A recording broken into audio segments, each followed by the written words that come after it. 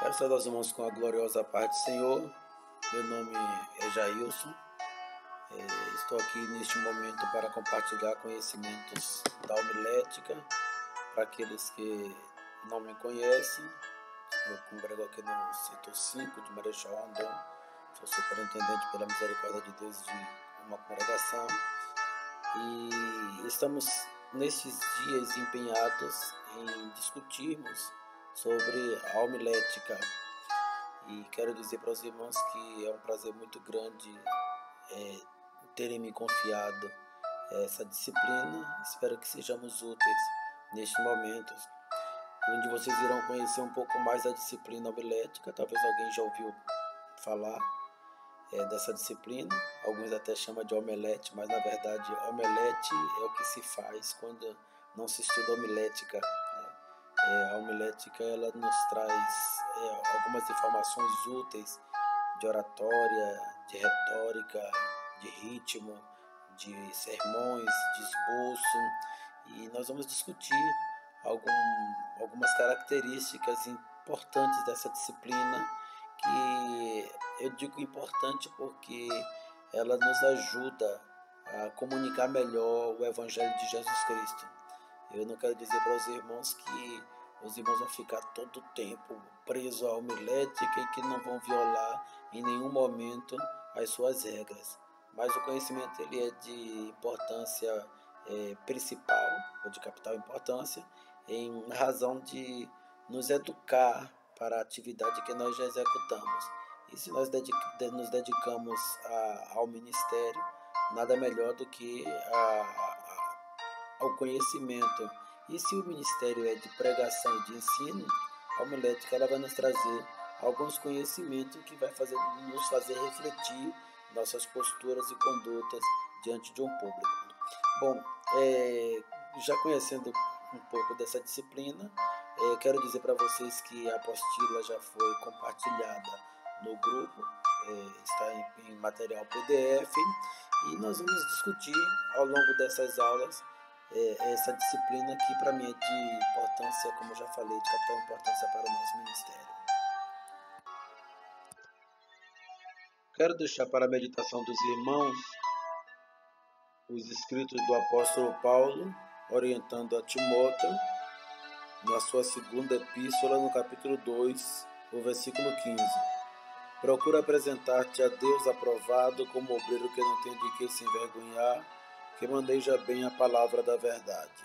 Esse foi o conselho do apóstolo Paulo ao novo obreiro, Timóteo, apresentar-se a Deus como obreiro aprovado, que não teria de que se envergonhar e que manejasse bem a palavra da verdade.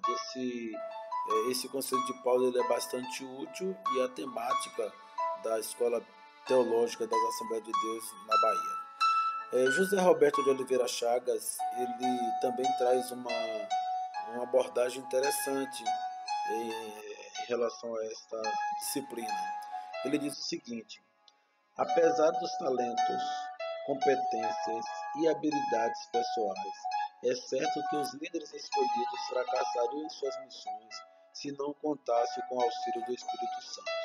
Então eu gostaria de dizer para os irmãos o seguinte: você pode ter todo o conhecimento de hermenêutica, de homilética, teologia sistemática e de tantos outros conhecimentos que poderiam auxiliar na pregação do Evangelho, inclusive conhecimento científico, teológico, atuais, históricos, mas sem o auxílio do Espírito Santo, o ser humano seria incapaz de desempenhar o ministério que Deus nos confiou. E quero dizer mais, irmãos, não adianta termos um bom vocabulário, nos vestirmos bem, se a vida está totalmente distante de Deus. Então, a homilética também vai ser para vocês somente como mais um auxílio. Na verdade, o fundamento das nossas pregações tem que ser a Bíblia, e quem nos inspira a nossa pregação tem que ser o Espírito Santo de Deus. Apresentamos uma sinopse estrutural dessa homilética. Nós conseguimos dividir o estudo teológico em um edifício de 5 pavimentos. onde o primeiro pavimento está a teologia exegética, no segundo pavimento, teologia histórica, no terceiro pavimento está a teologia sistemática, no quarto pavimento está a teologia bíblica e no quinto pavimento está a teologia prática. Na teologia exegética, irmãos, o que nós vemos aqui é que é o estudo das linguagens originais, a biografia, a inspiração e a interpretação. É aqui que entra a exegese e entra a hermenêutica também, são as disciplinas que vão buscar no grego, no hebraico, o sentido original do texto e trazer a interpretação e trazer a tradução para nós. E a hermenêutica que vai estudar esses estudos exegéticos e fazer a aplicação para os nossos dias atuais. Bom, no segundo pavimento, que é a teologia histórica, o desenvolvimento das doutrinas, que é isso que ela estuda, e examina o conteúdo no contexto da história cristã. Vai buscar esse conteúdo teológico dentro da história, ou buscar na história essas contextualizações teológicas. No sistemático, temos os grupos doutrinários, e é nessa teologia sistemática que nós dividimos o estudo em um sistema organizado de disciplina. Teontologia, que é a doutrina de Deus, cristologia, que é o estudo de Cristo, paracletologia, que é o estudo do Espírito Santo, nós temos a soteriologia, que é o estudo da salvação, a martiologia, que é o estudo do pecado, temos a antropologia, que é o estudo do homem, e angelologia, que é o estudo de Deus. São teologia sistemática. Pegamos a Bíblia e vamos estudar de forma sistemática. Cada disciplina vai estudar uma temática de Gênesis a Apocalipse, buscando referências que nos dê um estudo organizado daquele contexto, daquela temática. E a teologia bíblica? A teologia bíblica é o estudo da doutrina, né? Se preocupa com certa doutrina bíblica contida em apenas um livro específico da Bíblia. E onde é que fica então a teologia, ou a homilética, melhor dizendo? A homilética fica dentro da teologia prática. Tudo que você estudou, você vai ter que levar agora à prática. A homilética, que estuda a forma de você se apresentar, apresentar seus sermões, é uma teologia prática. O evangelismo, que você vai expor também o que você já aprendeu dentro da teologia, também é uma teologia prática. A liturgia, que é como você administra o culto, como você celebra determinadas atividades dentro da igreja. Exemplo, Santa Ceia. Você ministra na Santa Ceia diferente de você ministrar o evangelismo, dirigir o evangelismo, dirigir um culto público, dirigir um culto de doutrina. Então a liturgia se preocupa com as várias reuniões e como nós vamos nos portar diante dela. E a administração eclesiástica também, que é norteada na teologia prática. Então eu quero dizer para vocês que a nossa disciplina está dentro do estudo da teologia prática. Antes de entrarmos de forma mais aprofundada na disciplina, eu quero trazer para os irmãos o que os irmãos já ouviram comentar ou já estudaram em outras disciplinas, que é a comunicação. O que seria a comunicação? Se os irmãos forem observar aqui, essa palavra comunicação, ela tem duas palavras que formam um significado único. Primeiro, comum, a primeira parte da palavra. Segundo, ação. Ou ação de tornar algo comum. Para mim é o significado mais interessante dessa disciplina. A ação de tornar algo comum. Ninguém pode adivinhar o que se passa no pensamento humano, a não ser que esta pessoa esboce uma ação de tornar isso comum com outra pessoa. Logo, a comunicação ela traz essa ideia de que como as pessoas não são oniscientes, elas precisam ouvir ou precisam falar, expressar para tornar algo comum. Então faz parte da comunicação o ouvir, o falar, o observar. Essa comunicação ela é imprescindível à vida humana. Alguém para saber que você precisa de algo, é preciso que você torne isso comum com outra pessoa. Uma tristeza, uma depressão, você diagnostica pela visualização. Mas para você saber o que levou aquela pessoa a esse quadro, é preciso que ela torne isso comum a você. Isso só vai ser possível através do diálogo. É, a comunicação também ela torna possível a interação social. É através da comunicação que você compartilha seus conhecimentos, compartilha suas ideias, se relaciona numa nova amizade, se relaciona em família, se relaciona com o campo profissional e assim sucessivamente. E essa comunicação foi um instrumento usado por Deus no Éden. A Bíblia diz que toda virada de tarde, Deus ele buscava o homem no jardim do Éden para conversar com ele, para dialogar com ele. Então, o homem jamais poderia penetrar a mente de Deus, mas Deus poderia penetrar a mente do homem. Deus poderia simplesmente, eu não tenho nada para falar com o homem, porque eu sei tudo que ele pensa, mas não foi bem assim. A comunicação era uma ação de tornar algo comum. Deus queria tornar passar para o homem, transmitir para o homem, compartilhar com o homem o que ele pensava. E a prova disso é o que ele pensava acerca da árvore que estava plantada no meio do jardim. Ele foi e comunicou ao homem. Ele tornou comum uma coisa que o homem não sabia, só ele sabia, que aquela árvore que estava no meio do jardim era a árvore da ciência, do bem e do mal. Ele informou para o homem: não coma, porque no dia que você comer dela, você vai morrer.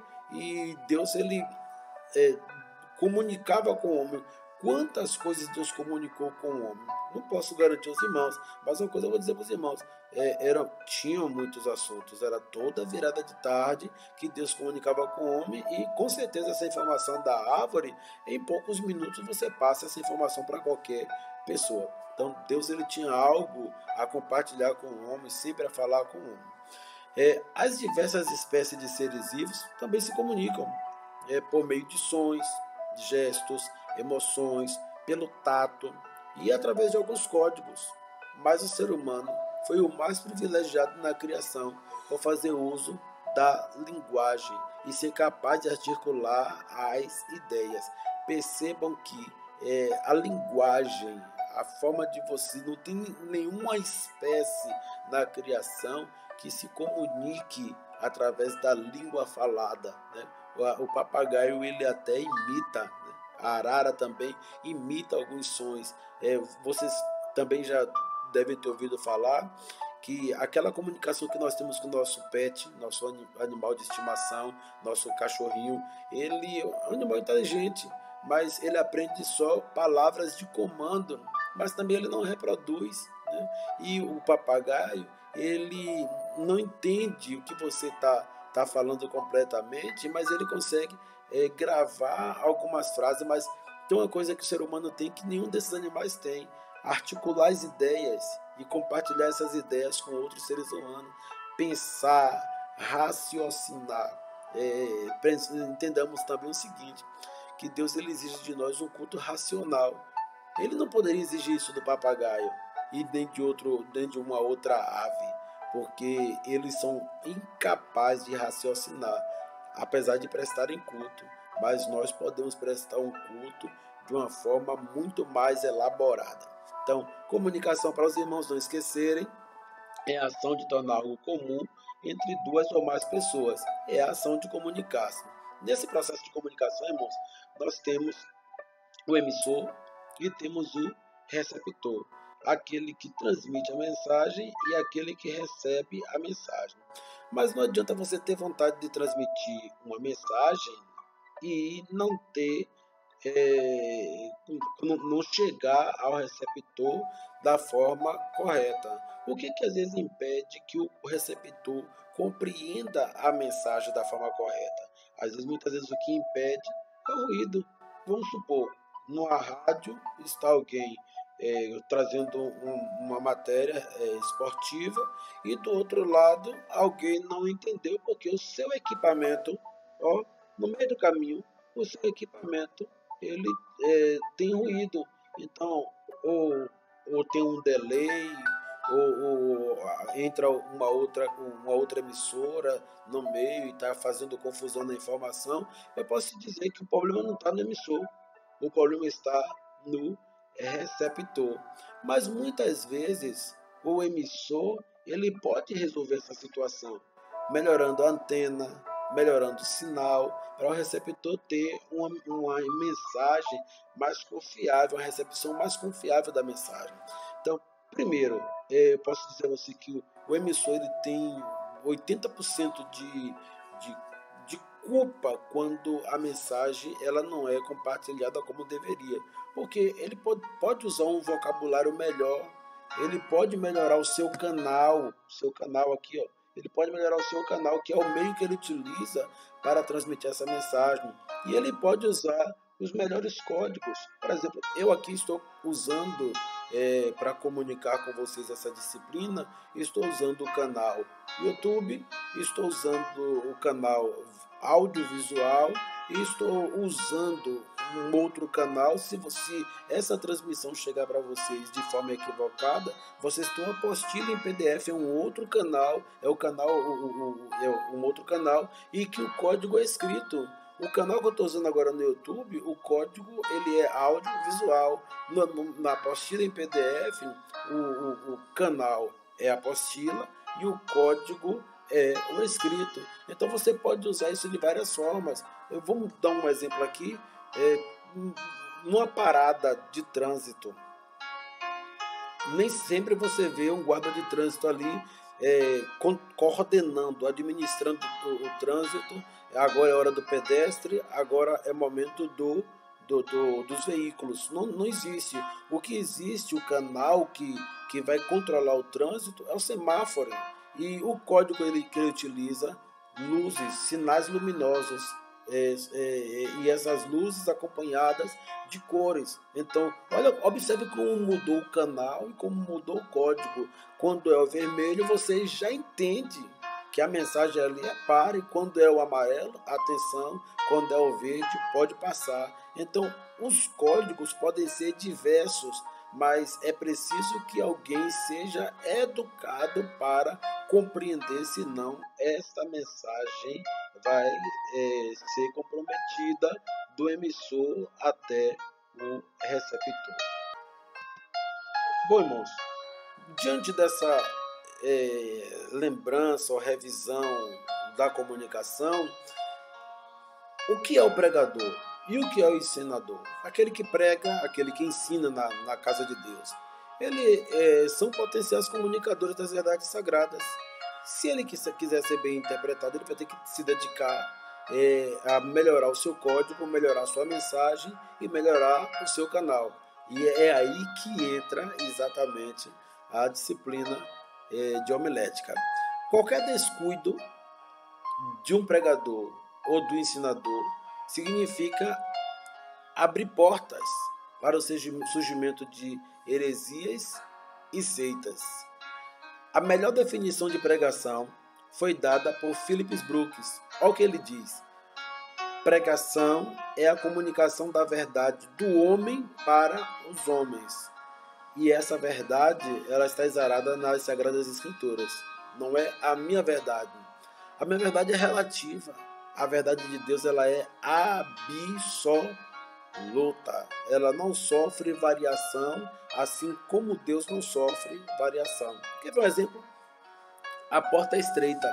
Lá na época de Jesus, há 2020 anos atrás, ou há 2000 anos atrás, já se pregava que a porta era estreita.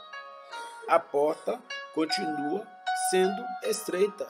Por mais que vocês estejam vendo religiões, denominações, seitas escancarando-a, mas elas não vão conseguir empurrar essas pessoas dentro do céu, Porque para entrar lá, só entra os que passarem pela porta estreita. As bagagens ficam. O que entram são pessoas que já perderam a gordura do pecado, já perderam a gordura do ego, a gordura do seu eu, e tem condição de passar pela porta. Eu estava falando alguns dias atrás que nunca se falou tanto em preocupação com a alimentação. Comer uma fruta, comer uma verdura, evitar gorduras saturadas, evitar o açúcar e tantos outros alimentos industrializados. Voltando novamente à origem do homem a comer frutas e verduras. O cristão quer perder gordura do pecado, a gordura das obras da carne, se alimente do fruto do Espírito: amor, gozo, paz, bondade, benignidade, longanimidade, fé, mansidão e temperança. E a partir desse momento que você vai se nutrindo ou nutrindo o teu espírito com esse fruto, você vai chegando mais à condição de entrar ou passar pela porta estreita. O conteúdo da pregação deve ser sempre consistente com a palavra de Deus. Você pode ser um bom cientista, você pode conhecer muito de história, geografia, você pode ser um bom biólogo, mas tudo isso pode ser utilizado. Eu não estou dizendo que não pode ser utilizado, não. Pode ser utilizado, e até Paulo diz assim: todo o conhecimento que Paulo tinha, ele utilizava como esterco. Para que serve o esterco? Para você enriquecer a terra, mas ele não é o principal, né? Então, o conteúdo da pregação tem que ser consistente com a palavra de Deus. Não cabe na pregação, eu acho, eu ouvi dizer, você pesquisou, tem respaldo bíblico, isso é uma doutrina ou é uma heresia? Então, é preciso que o pregador e o ensinador fique atento a esses pontos. É grande obrigação do pregador em transmitir a mensagem de Deus e não a sua. A mensagem é de Deus. Se é de Deus, é Ele que tem que dizer: eu quero que você pregue ou você ensine isto hoje. Eu quero que você pregue isso desta forma, ensine desta forma. Aí, para quem já tem intimidade com o ministério, quantas vezes nós lutamos com Deus para pregar em cima de um tema que nos foi proposto, e vocês estudam um dia, 2 dias, 3 dias, uma semana, um mês, com antecedência, mas você não sente que aquela mensagem caiu como uma luva na sua mão. E aí você, mesmo assim, se preparou e vai para o culto. Quando chega lá, na hora da mensagem, o que acontece? O Espírito Santo muda e você tem que estar sensível a isso. Mas, Senhor, eu não preparei uma mensagem? Sim, mas a mensagem é de Deus, não é a tua. É Ele que sabe a necessidade daquele povo que está lá naquele momento. Uma vez aconteceu uma situação comigo de preparar um sermão para um evento missionário, e era tarde, numa igreja grande. E quando chegou, meu irmão, na hora de sair de casa, eu esqueci o esboço em cima da mesa. E aí agora? Cheguei nesse lugar, não vou citar o nome aqui em Salvador, cheguei nesse lugar 2 horas da tarde. Quando eu chego lá, a igreja lotada, o púlpito cheio de pastores, e eu ia falar de missão. Era apenas um coordenador de missão falando de missão, mas ali percebi que tinha 2 missionários também. E o que eu tinha preparado, irmão, ficou tudo em casa, com referências bíblicas, com o contexto. Não tinha preparado o slide, e era somente um estudo. E quando eu cheguei, me dobrei no meu joelho, orei, conversei com Deus e pedi a Ele capacitação. E não tem coisa melhor do que você estar na direção de Deus. E esse dia ficou marcado na minha mente. Então, esteja na direção de Deus. Prepare essa semana, claro.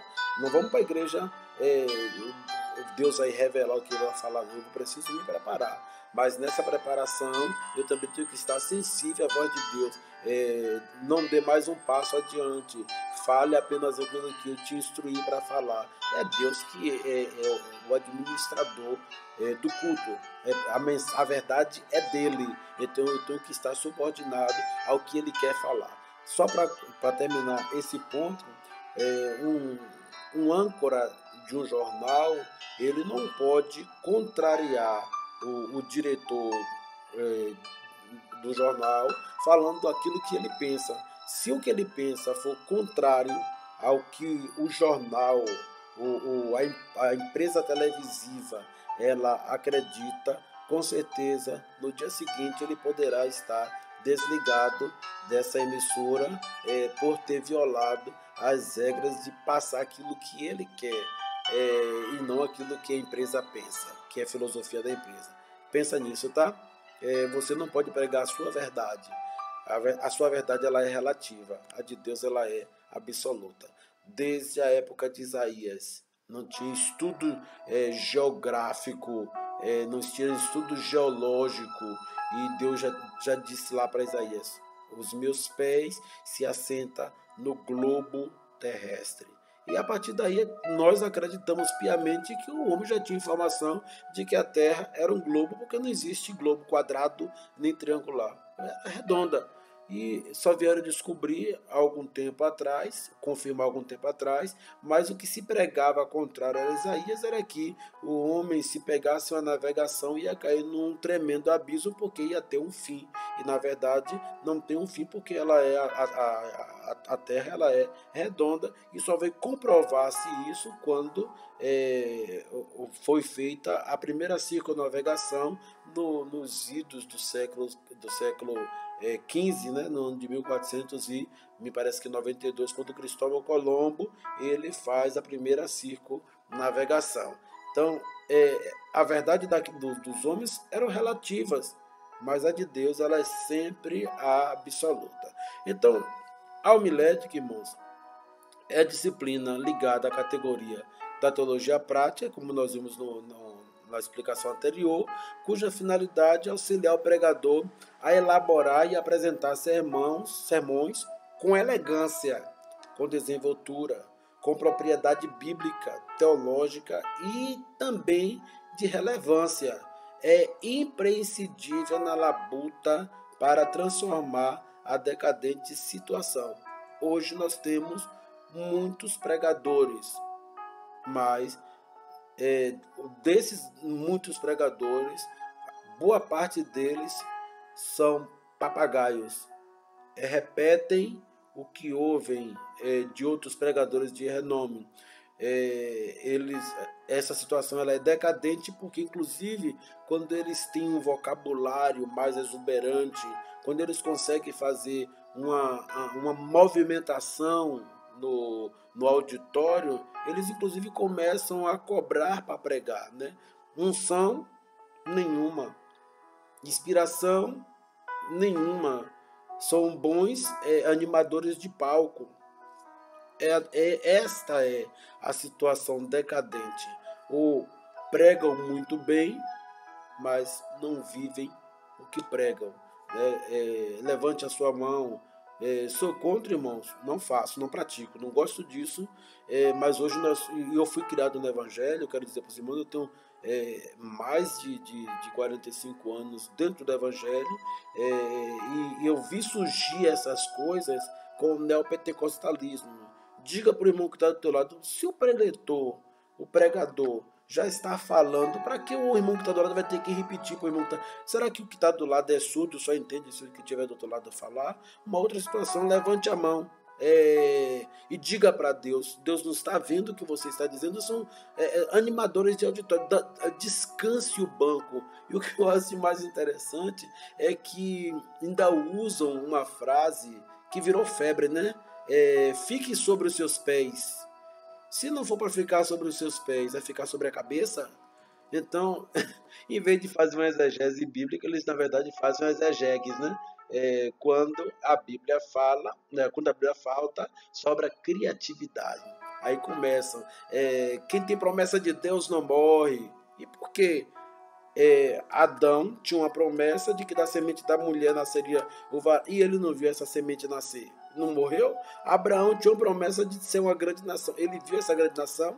Não, porque ele deixou apenas, Deus lhe confiou apenas um filho, né? Quem viu, quem teve uma quantidade de filhos maiores foi Jacó, e mesmo assim não viu essa grande nação. E quando Deus se aproxima a Moisés, quando a nação já estava grande, Deus diz: eu sou o Deus de Abraão, de Isaque e de Jacó. A minha verdade ela é absoluta. Então, preguemos essa palavra. Vamos parar de de estar copiando mensagens de efeito. Nós não somos marqueteiros, nós somos pregadores e ensinadores da palavra de Deus. Logo, somos comunicadores e temos que evitar todo o ruído neste canal. Na nossa disciplina, nós vamos trabalhar com alguns conceitos aqui, exatamente para, quando falarmos lá na frente, os irmãos entenderem de que nós estamos tratando. A hermenêutica é a arte de interpretar textos inseridos no seu contexto. A exegese é a arte de extrair e entender um texto para descobrir o significado original que foi pretendido. Eu vou trazer aqui para os irmãos um exemplo de exegese. Tem um texto bíblico que ele diz o seguinte: cada um beba água da sua própria cisterna. E eu já vi pessoas até tentando interpretar esse texto como com a cultura da urinoterapia, dizendo que a urina humana, ela diluída em água, ela é capaz de fazer uma limpeza orgânica. E não podia ser a urina de uma outra pessoa, tinha que ser a própria urina, e fundamentavam essa cultura dentro do versículo bíblico: cada um bebe água da sua própria cisterna. Só que a exegese foi lá e descobriu que o texto era exatamente esse. A exegese não tinha, agora ficou limitada, não tinha como trazer um comentário mais contundente e explicativo do texto. Então agora vamos para a hermenêutica, que vai se apropriar de conteúdos históricos, culturais, antropológicos, e aí foi que conseguiram a verdadeira interpretação do texto. Na época, inclusive, o contexto fala da relação de marido e mulher, e ficou comprovado de que, se hoje no Brasil aquele texto fosse escrito, ele seria assim, ele teria esse significado: não pule a cerca. Vocês vão entenderam? Então a exegese, ela traz respostas para nós em relação ao texto original. Vou trazer um exemplo aqui de exegese. Lá em Gênesis capítulo 1, versículo 1, diz o seguinte: no princípio criou Deus céus e terra. Esse Deus que está lá, no princípio criou Deus, não está como Eloí, chamado lá na cruz por Cristo. Eloí, Eloí, Deus meu, Deus meu. Está Elohim. E Elohim é diferente de Eloí. Elohim é um Deus que não está só. É um Deus que ele está trabalhando de forma compartilhada com alguém da mesma matéria, espírito. Então, quando a Bíblia fala, no princípio criou Deus, está se falando que esse Deus, ele não é um Deus singular, ele é um Deus plural. E esse Deus plural é o Pai, o Filho e o Espírito Santo, que estavam ali juntos na criação, e dá fundamento para Jesus dizer em João, ou melhor, João escrever: no princípio era a palavra, o haja luz, o haja poção seca. No princípio a palavra estava com Deus, e a palavra também era Deus. E aí nós vamos ver mais adiante que na hora de criar, o momento de criar o homem, Deus, ele diz: façamos. Então esse Deus lá, esse Elohim, ele não estava só. Ele era um Deus composto, um Deus composto de Pai, Filho e Espírito Santo. E nós vamos ver em outros textos a comprovação disso, quando o homem peca, que Deus ele vem, Deus ele monta um tribunal no Éden, né, para dar a sentença para a mulher, para Adão e para a serpente. Ele diz o seguinte: olha, o homem é como um de nós. Lá na passagem também que fala de que os homens estavam construindo a torre de Babel, né, para não se perder, contrariando a vontade de Deus, que era crescer, multiplicar e encher a terra. Os homens queriam ficar concentrados em um lugar só. Deus ele disse assim: desçamos e confundamos as línguas. Como é que Deus vai dizer desçamos? Um Deus diz desçamos é porque ele vai descer É acompanhado, e acompanhado, Deus acompanhado de Deus. Então, os irmãos entendem essa questão da exegese, e lá no nosso vocabulário, quando nós colocamos Deus no plural, vira deuses. Mas no hebraico, existe deuses e existe um Deus plural. Os irmãos entenderam? Então, a diferença entre a exegese e a hermenêutica. E o que é homilética? A homilética do grego vem de homileu, que é conversar com, é comunicar. Ensina os princípios fundamentais dos discursos em público. É a arte, é a arte de se preparar, organizar e apresentar o sermão, palestra, discurso ou estudo. Então, a homilética ela se ocupa dessa apresentação. Não é só do sermão, preparar o esboço, não, irmãos. É o sermão em si, a forma de apresentação, como é que o orador deve se comportar em público, o que ele deve e o que ele não deve fazer, o que é ruim para a sua comunicação.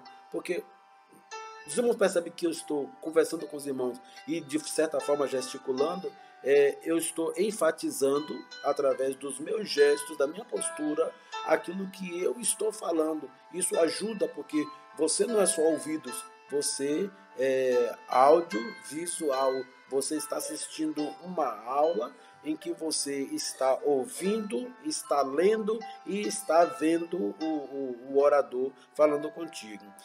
Também dentro da homilética nós vamos estudar o conceito de retórica, que é a arte de falar e argumentar em público, através de sermões, palestras, discursos e estudos. E o que é oratória? É a arte de falar em público de forma elegante, precisa, fluente e atrativa. E eloquência traduz-se por fluência verbal. Você quer melhorar sua eloquência? Leia mais. Você vai melhorar seu leque de palavras conhecidas, o seu vocabulário, e vai saber como aplicá-las dentro de um discurso. Trouxe aqui dois exemplos dentro da homilética. Gênesis 2:24 diz o seguinte: portanto, o homem deixará seu pai e a sua mãe, e se unirá à sua mulher, e se tornará uma só carne. Vamos fazer a hermenêutica deste texto? Olha aqui, o homem, quando fala deixa o homem, está se falando de maturidade. É aqui que Deus dá uma lição, só nessa palavra aqui, Deus dá uma lição para nós. Qual é a época de casar? Qual a melhor idade para casar? Quando o cabra for homem. Não. Adolescente se casa? Não. Mas já é jovem, tem responsabilidade de homem, então não pode deixar seu pai e sua mãe se unir à sua mulher. Deixará. É mudança, irmãos. Chegou a maturidade para casar, tem que ter mudança. E essa mudança é deixar, não é abandonar, não. É deixar. Agora você vai viver a sua vida. Você não pode ficar na dependência econômica, na dependência de orientação constante, dependência de afazeres domésticos, de cuidados de seu pai e de sua mãe. Mudança, viver agora a sua vida. O outro fragmento do versículo diz assim: seu pai e sua mãe, que é um modelo de família. Não está dizendo aqui deixar seu pai e seu pai, que é o modelo de família atual, ou sua mãe e sua mãe. Infelizmente eu não estou sendo homofóbico, mas o texto bíblico ele fala que é uma família, um modelo de família é um pai e uma mãe, deixa pai e mãe e se une a uma mulher. Se unir a uma aqui esse modelo de uma família completa com pai e mãe, e se unir a uma mulher é buscar o seu complemento e se unir é criar uma nova família. E se tornar uma só carne é um processo de aprendizagem. Tudo que seu pai e sua mãe passou para você até aquela data, você absorveu. Agora você vai construir a sua família dentro daquilo que você acha certo ou não. Você não é obrigado a seguir 100% do modelo que seus pais construíram como família. Você agora vai tornar uma só carne com a outra família, até porque o seu modelo é diferente do modelo dela, e vocês vão juntar os dois modelos e criar um modelo diferente, desde quando não fira um modelo que Deus estabeleceu de uma família completa. E também uma só carne se trata de intimidade.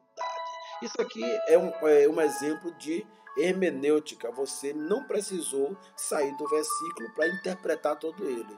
Mas quando você vai precisar usar a exegese. Observe aqui. Assim a lei foi o nosso tutor até Cristo, para que fôssemos justificados pela fé. Observe aqui. Primeiro fala de lei. Que lei é essa? Essa lei está falando da lei de Moisés.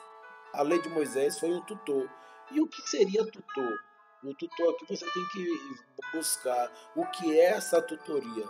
Tutoria é alguém que auxilia no ensino, no aprendizado, no conhecimento.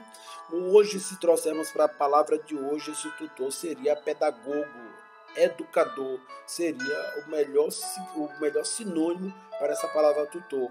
Então, a lei nos serviu de professor, de pedagogo, de educador. Porque, irmãos, até Moisés, o povo sabia o que, pela sua condição moral, sabia o que era certo e o que era errado, mas não sabia exatamente tudo o que agradava ou desagradava a Deus. É a partir de Moisés que vem os mandamentos e Deus mostra para o povo: não gosto de adultério, é pecado, e a partir de agora vai ser tratado desta forma. Observe que é uma conjectura minha. Ló, quando ele sai de Sodoma e Gomorra, perde a sua mulher, vai para uma campina e lá fica ele e as suas duas filhas. A sua filha mais velha o embebeda e engravida dele e aconselha a sua irmã mais nova a fazer o mesmo. E quando chega mais tarde, os filhos de Ló se tornam duas nações. Essas duas nações, que uma delas era Edom, melhor dizendo, desconsidere isso que eu falei agora, mas uma dessas nações, elas vão receber uma ordem divina para não ser destruída pelos judeus. Quer dizer, não era fruto do pecado, do incesto entre um pai e uma filha? Sim, mas até aquele momento Deus não tinha dito que aquilo era errado. Quando chega bem anos depois, Deus fala para Moisés: olha, dentro das 613 regras, o pai não se deita com a filha, o filho não se deita com a mãe, o enteado ou a enteada não se deita com a madrasta ou com o padrasto. Então aí Deus ele vem regrar, e a partir de agora isto passa a ser sentenciado com a morte e jamais receberá a bênção de Deus. Os irmãos compreendem? Então a lei foi constituída como tutor até Cristo, para que fôssemos justificados pela fé. Justificados sabe aquela pessoa que cometeu vários delitos e aí tem uma pena de 800 anos quando soma todos os delitos? A lei brasileira, por exemplo, vai dizer que essa pessoa não vai poder ficar presa mais de 30 anos. E se essa pessoa já foi idosa, ela tem um limite para ficar recluso em uma cadeia pública. Em outros países, a lei já é um tanto diferente. A lei já vai, talvez até consignar para essa pessoa, conferir a essa pessoa a pena de morte, esse infrator, a pena de morte. E cadeira elétrica, injeção letal, apedrejamento e série de outras coisas. Mas vai ter uma penalidade.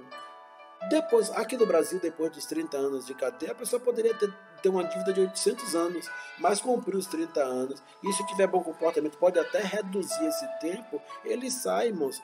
Quando ele puxa a sua folha corrida, como dizem, né? A sua ficha criminal, está lá, nada consta, aquela pessoa está justificado pela lei, ou seja, a justiça já perdoou todos os pecados ou os delitos daquela pessoa. Diferente dos seres humanos, que vai sempre apontar. Matou fulano, beltrano, ciclano. Não vai fugir do consciente, da consciência das pessoas que convivem com aquela pessoa. Vai ser sempre uma ameaça. Mas ela foi justificada. Ela não deve mais nada à justiça. Só corrigindo aqui, irmãos, o que eu falei. A descendência de Ló foi os moabitas, Moabe, e os amonitas de Amon, os dois filhos de Ló com as duas filhas, Moabe e Amon, que geraram os moabitas e os amonitas. e Deus não permitiu que eles destruíssem aquela nação. Hoje essa nação não mais existe, mas por outras circunstâncias, mas não porque estavam amaldiçoadas, inclusive como alguns até dizem. A importância de estudar homilética.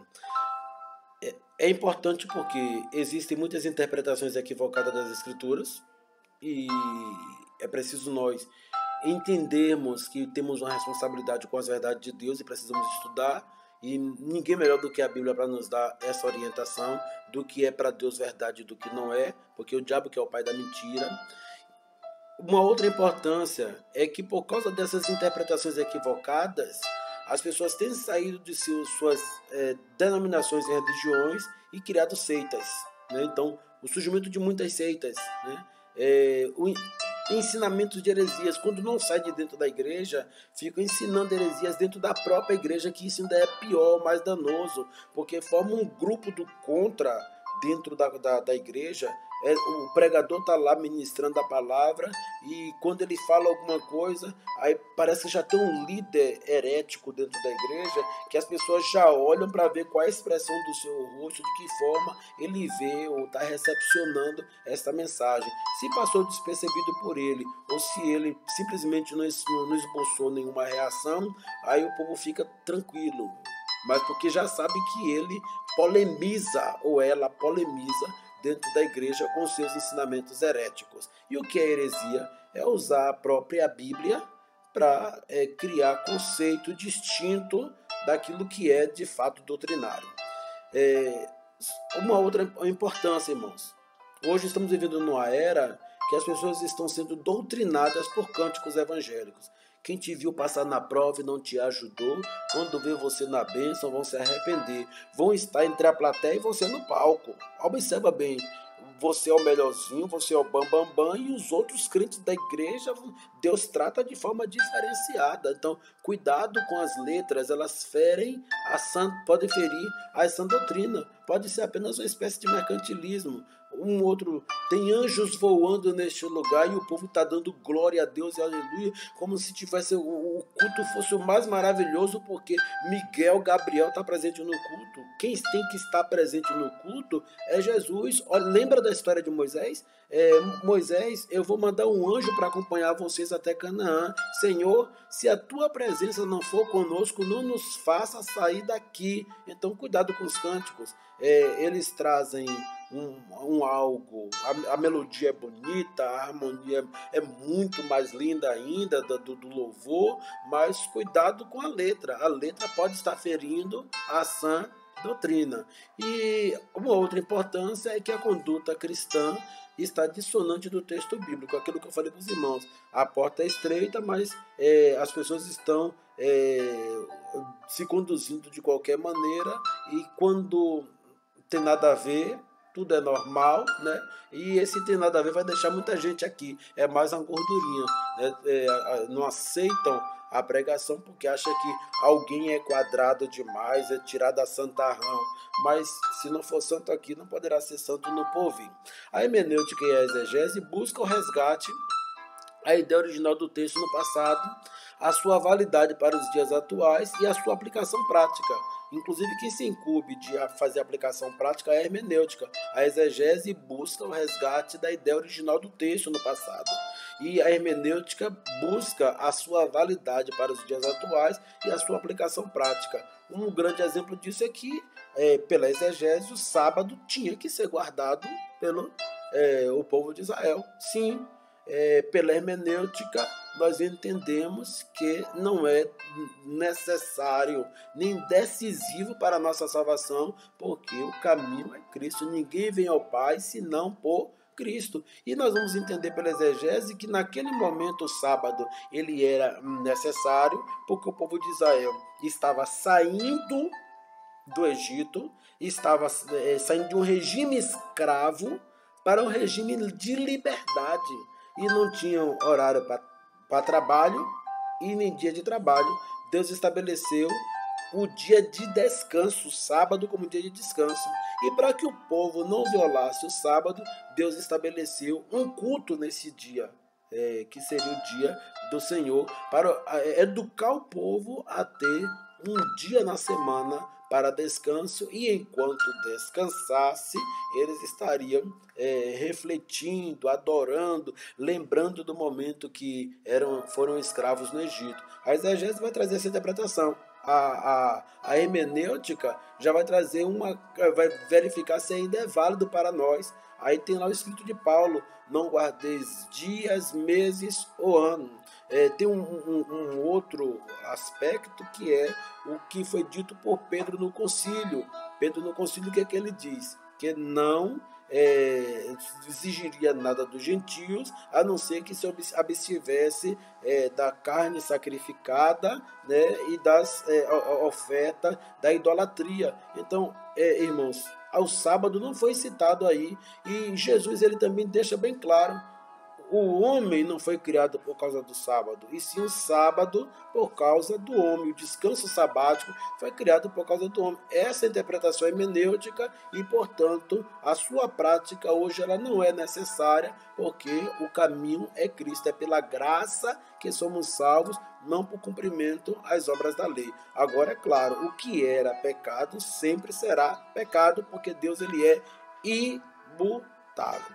E para comunicar essas verdades para aplicação prática convincentemente e fundamentada em textos bíblicos, né, com base no meu achômetro, é que nós recorremos às instruções da homilética. Roberto, ele diz o seguinte: o preparo é humano, mas o dom e o talento vem de Deus. Cuidado. Segundo Chaves, existem 4 fatores que estão comprometendo a pregação cristã. Primeiro, a falta de conversão genuína dos próprios pregadores. Pregam o que não vivem, desonesto, sem caráter, mulherengos, e depois querem estar nos púlpitos pregando. Não houve conversão genuína, e isso compromete a pregação da palavra de Deus.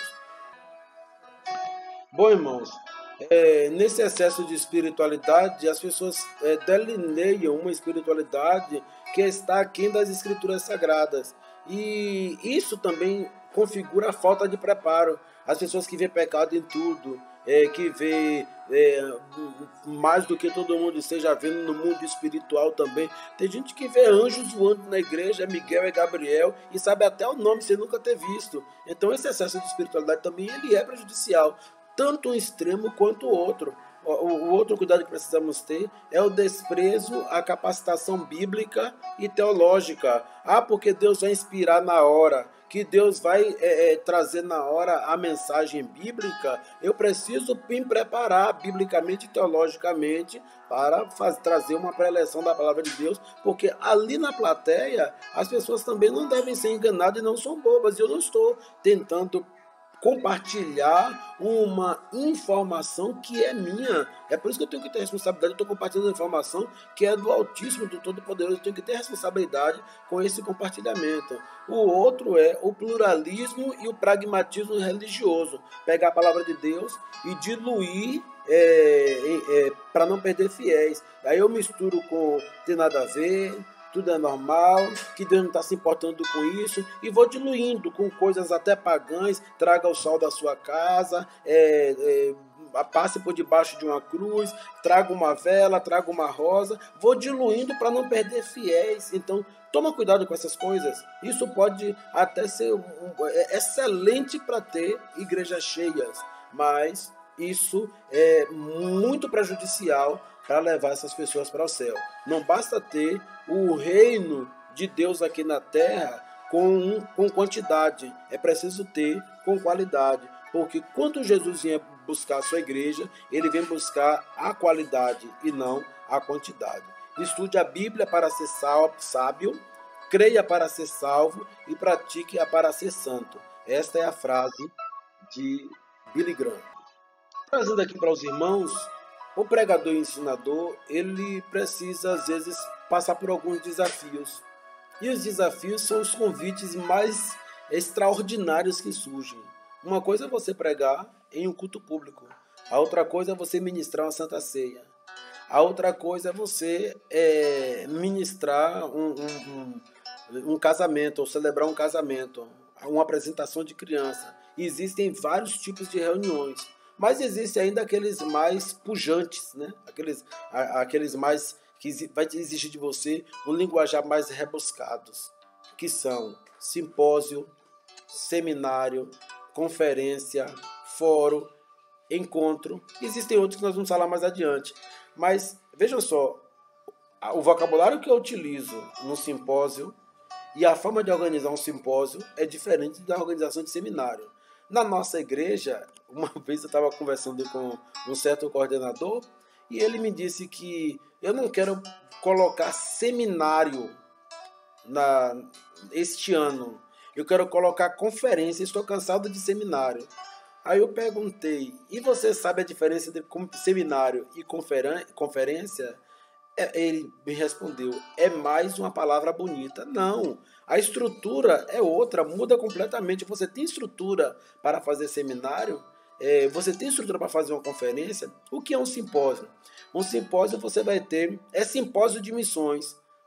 Você pode pregar no simpósio de missões totalmente errado. Não existe um pregador no simpósio de missões. Você tem que ter no simpósio várias pessoas para comunicar um mesmo assunto. Você precisa de um tempo. Aí você simpósio de missões. Você organiza o simpósio de missões e você dá 30 minutos para o pregador. Tudo errado, é culto. Você está fazendo um culto. O simpósio de missões, você abre o simpósio e você tem que ter pelo menos 1h30 ou 2 horas para algumas pessoas estarem discutindo esse assunto. E quem você vai trazer? Eu quero trazer para o simpósio de missões o coordenador de missão do meu setor. Eu quero trazer para o simpósio de missões 2 missionários. Eu quero trazer para o simpósio de missões alguns outros líderes de missões de influência, mas para compor essa reunião no simpósio, para compartilhar informações, eu quero apenas 5. E o pastor da igreja será o moderador. Ele tem que conhecer a sistemática, como funciona. Ele vai fazer perguntas para esses especialistas eles vão responder as perguntas. No final, o público vai interagir com perguntas. Vocês entenderam? Simpósio é isso. Então, se você está fazendo um simpósio na tua igreja, simpósio de missões, quem vai pregar no simpósio de missões é o missionário. É só mais um culto, não é simpósio. Então tira esse nome, porque você está ferindo o tipo de reunião que você gostaria de ter. O seminário sim, é um orador que vai discutir uma temática. Ele vai discutir a temática fazendo exposição. Depois ele vai expor o tema, vai dizer qual é o tema que ele vai trabalhar, ele vai discutir esse tema e ele vai fazer a conclusão. No final, ele vai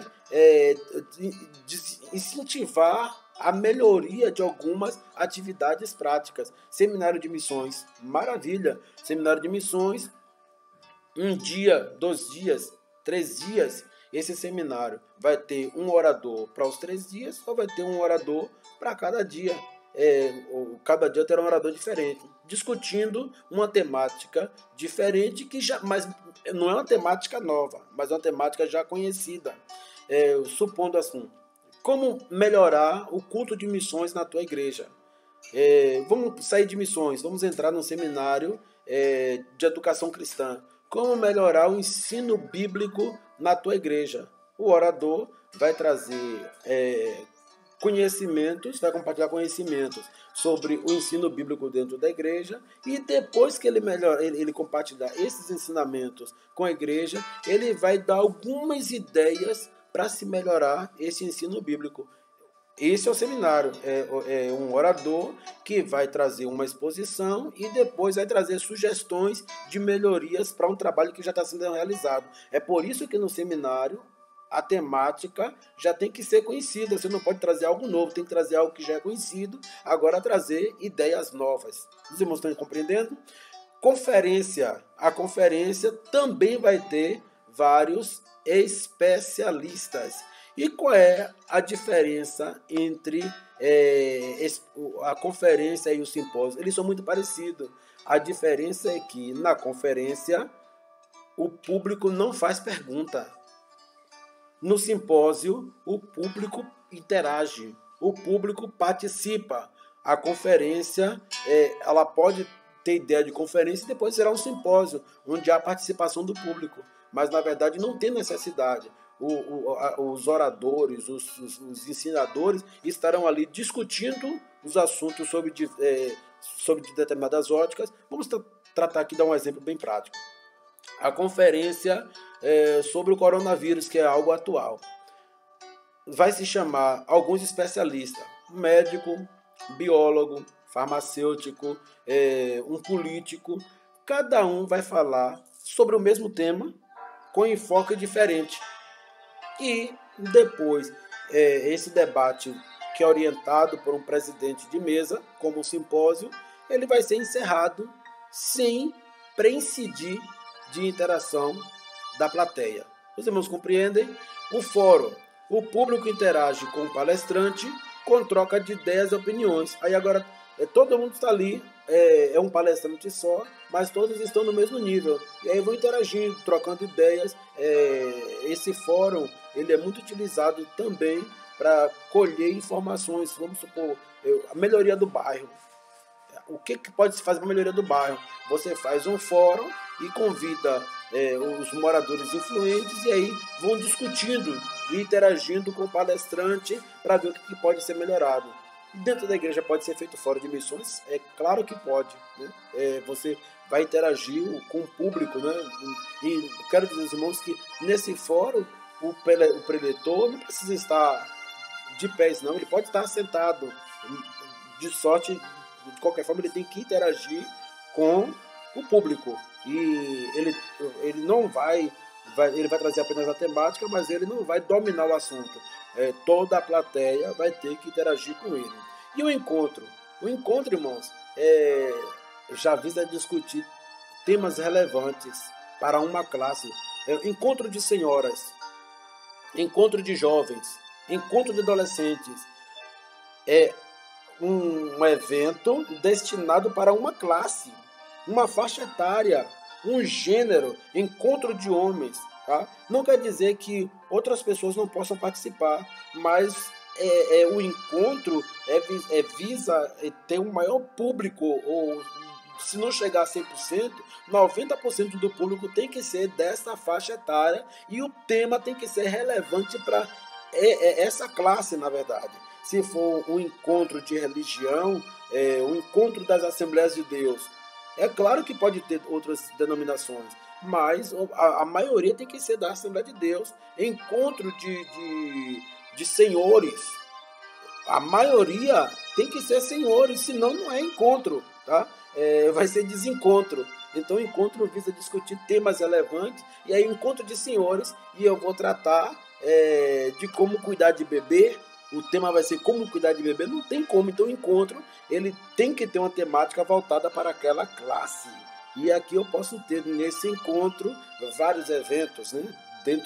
Dentro desse encontro. Eu posso ter dramatização, eu posso ter o palestrante final fechando o evento, a participação do público e assim sucessivamente. Os irmãos estão compreendendo bem as diferenças entre os vários tipos de reuniões e que o ministrante, o palestrante precisa estar atento para saber como ele vai se comportar dentro dessas reuniões? Bom, irmãos, continuando, temos aqui o Congresso. O que é o Congresso? O Congresso é um grande encontro. Eu quero só informar para os irmãos que o encontro ele pode ser um dia só.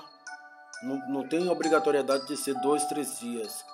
Agora, o Congresso, ele sim, ele tem necessidade de ser em quantidade de dias plurais, né? E pode durar até uma semana. Congresso de uma semana, congresso de 3 dias. É um grande encontro, também voltado para uma classe, é claro, congresso de senhoras, congresso de jovens, congresso de adolescente, congresso das Assembleias de Deus, congresso da Escola Bíblica Dominical, congresso de missões. Então, eles têm uma classe que eles buscam atingir e tem também uma temática quem vai para esses eventos sabe que o tema a ser discutido não vai fugir daquela temática que foi proposta. Então, congresso, a diferença entre o congresso e o encontro é que o encontro pode ser de um dia só, e o congresso ele já é algo maior, é um grande encontro na verdade, e ele também pode, obrigatoriamente ele tem vários dias. E o congresso ele pode também ter um tema, uma temática geral, mas se o espaço permitir, ele pode ter em determinadas salas, dividir o público e fazer mesas redondas, palestras separadas para os grupos, né, com temas diferentes, dentro da temática geral, com subtemas diferentes. Pode ter sessões de exposições de trabalho também, pode ter também minicurso. Vai ter os momentos na plenária e vai ter os momentos em que vai ter as pequenas reuniões para os grupos que se interessem. Minicurso para no Congresso das Assembleias de Deus, por exemplo, nós vamos ter um mini curso para obreiros, vamos ter um mini curso para professores de escola dominical, mini curso para adolescente, e aí cada um vai entrando nessas caixas e participando dessas microatividades que tem dentro da atividade maior chamada Congresso. A palestra, quem faz a palestra, isso aí já está bem comum no nosso meio, é um palestrante que faz com que o público enxergue um tema da forma como ele enxerga, ele tem que dominar o tema para ele ser palestrante, ou então na palestra também se permite a pessoa contar sua história de vida, né? Um case de sucesso, né? Um pastor que foi abandonado pelo pai, pela mãe, viveu experiências, ele pode fazer uma palestra da sua vida e depois ele aconselhar os jovens sobre o seu ponto de vista, como se conduzir na situação dessa vivenciada, ou se encontrar alguém vivendo situações parecidas. Então, a palestra não tem que ser exclusivamente de um tema, um tema bíblico ou social. Pode ser também, o tema pode ser a história de vida de alguém também, vai ser uma palestra. Uma palestra com o doutor fulano de tal, e ele vai contar a história da vida dele, como ele chegou até onde ele chegou, um caso de sucesso. Tá?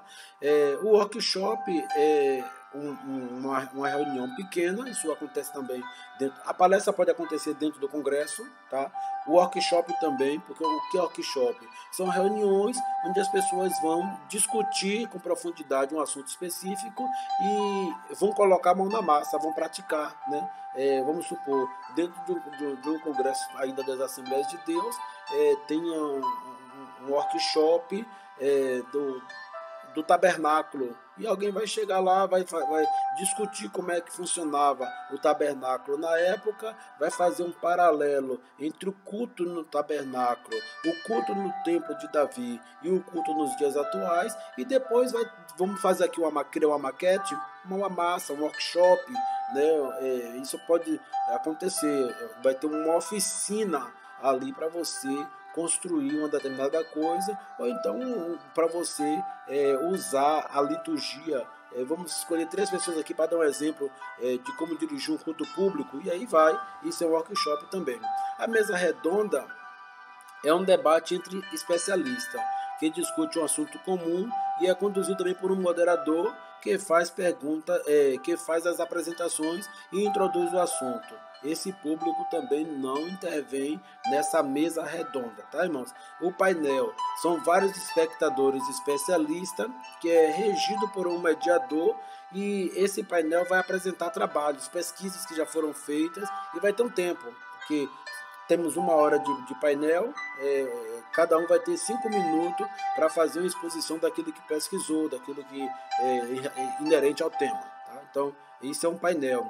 E uma jornada vai trazer abordagens temáticas específicas a fim de discutir um problema social, para resolver um problema. Tá? É uma jornada. Se pretende trazer uma solução, é uma jornada. É por isso que geralmente na área de educação se chama de jornada pedagógica.